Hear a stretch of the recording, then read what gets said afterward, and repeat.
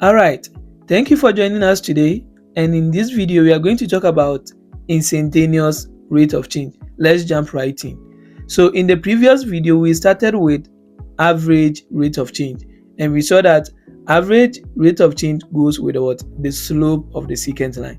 Now with instantaneous rate of change, we are actually talking about the slope of the tangent line to the graph of the function at that point. So with secant line, we said a line is a secant line when it has 2 points on the graph. Now a line is a tangent line when it touches the graph at 1 point. So we saw that we have this and we have this one, and this line right here becomes what? A secant line. Now tangent line is when the line touches the graph at just 1 point. So let's assume that this is A and this is H. Now we can see that this line right here is a secant line, but this line right here becomes what? A tangent line. So this is a tangent line. Why? Because it cuts the graph at just 1 point, and this becomes what? The secant line. But let's look at something here. Let me draw another line which also connects the graph, and let's assume that this one is H. Now we can see that when I'm here, this is a secant line. When I'm here, this is also a secant line, and we can see that all the two secant line has A and H, A and H. But when we get here, we can see that the tangent line has only A. So what is happening there?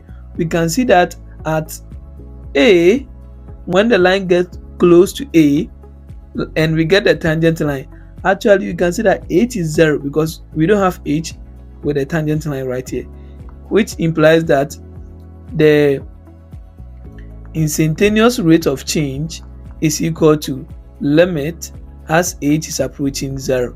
So what is going to be here will be like, let's assume that when we get to let us practice examples, you will see that sometimes we solve the average rate of change and it depends on what? H. Then we need to take limit as H is what? Approaching 0, right? Now let's assume that we pick a question and the limit does not depend, or let me say the average rate of change does not depend on H. Then the other way that we can do is we can differentiate the function and plug in that point, right? So that point with this one is when S is equal to what? A. So we differentiate it and we plug it in. So let's look at the summary. With instantaneous rate of change, we are talking about the tangent line, and we said the tangent line should cut the graph at just what? 1 point, right? But with secant line, it should cut the graph at what? 2 points, this one and this one, right?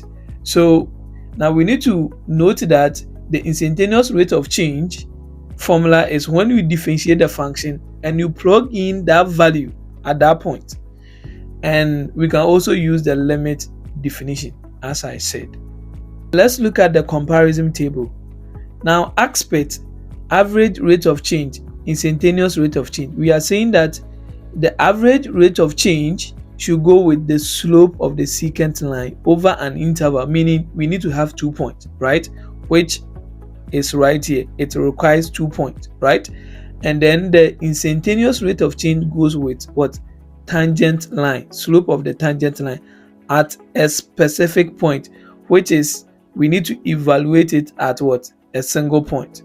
And the formula for calculating average rate of change is this one, and the formula for calculating instantaneous rate of change is this one too.